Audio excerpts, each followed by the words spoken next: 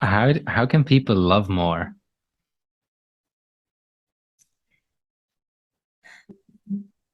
I mean, it's easy to say something like, connect with your heart, drop into the heart, just give yourself space to feel more than to think. Mm, But how do people love more? Remember that love is infinite, and in the same way that most all energy had a starting point way before we were ever here, love also has that.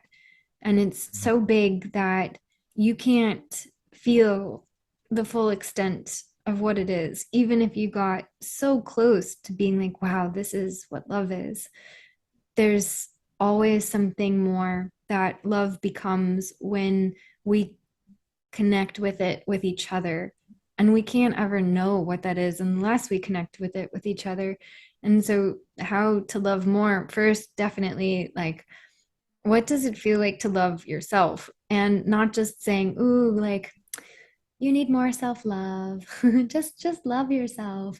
That's it's so easy for people to gaslight when they talk about it that way, and to play it off as though this is just so simple. And then, yet, mm, how many people might start to speak about it that way and show up as a person who really isn't loving themselves? Be mm, honest with yourself, be compassionate with yourself, be patient with yourself. mm, And especially with this, it'll start to grow. And when you have it, you feel it. It's there. And there's not a sadness that something's lacking. You know it. You can feel it. You can be sad, but there's still something that's just kind of making things tick rather than you trying to understand what makes it tick. Know that love is a part of what is actually allowing for it to tick in the first place.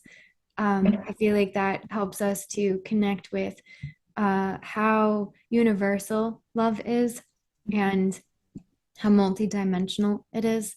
That if we're also always curious about love, where you can never know it completely, I think you keep getting closer and closer and closer the more you feel it or look at it or speak about it.